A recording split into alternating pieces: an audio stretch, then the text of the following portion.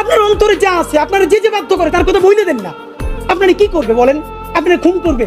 আপনি প্রায় 80 বছর বাঁচছেন, আর কয় বছরই বা বাঁচবেন? আপনি কি খাবেন, কি বাঁচবেন? আপনি বরং যদি আপনার আর্মি মেরে ফেলে, আপনারা যদি ভারতীয় আধিপত্যবাদ গুলি করে, আপনাকে যদি হত্যা করা হয়, কিন্তু সেই রক্তের বিনিময়ে যদি আপনি শহীদদের রক্তের বিনিময়ে নতুন বাংলাদেশ গড়ে যেতে পারেন, আগামী 1000 বছর বাংলাদেশের মানুষ নামাজে প্রার্থনায় আপনার জন্য শুধু দোয়া করবে। ঠিক।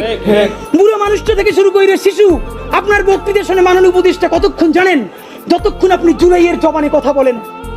বাংলাদেশে গত 50 বছরে কোন রাষ্ট্রপ্রধানের 30 মিনিট 40 মিনিটের বক্তৃতা, রিক্সা চালক, ভ্যান চালক, সবজি বিক্রেতা, বিশ্ববিদ্যালয়ের প্রফেসর, ছাত্র জনতা আধা ঘন্টা বসে তার বক্তৃতা শুনে নজির নাই, যেটা আপনারটা হইছে। ঠিক। এটা কিন্তু আপনার চেহারা দেখে না।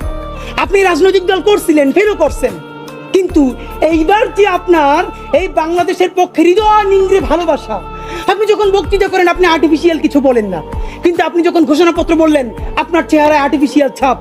ইদানিং আপনি স্ক্রিপ্ট দেখে দেখে বক্তৃতা করেন, এগুলো আমরা চাই না। মাননীয় প্রধান উপদেষ্টা আপনার একটা কথা বলি, আমরা আগেও বলেছি এই সরকারের সকল উপদেষ্টার এক পা অন্য দেশে, বিপদ হইলে ভাইগে যাবে, কিন্তু আমরা দৃঢ়ভাবে বিশ্বাস করি আপনি ভাগবেন না। এর প্রমাণ, আপনি যদি ভাগতেন পৃথিবীর কোন দেশ আপনারে রাখতে চায় না বলেন? তাহলে হাসিনার আমলেও 10 তলা বিল্ডিং বাইয়া আপনার আদালতে হাজিরা আপনি দিতে আসতেন না। ঠিক। আপনি তখনই বিদেশ থাকতে পারতেন। আপনি এই দেশে থাকতে চান বলেই আপনি আসছেন, আমরা বিশ্বাস করতে চাই।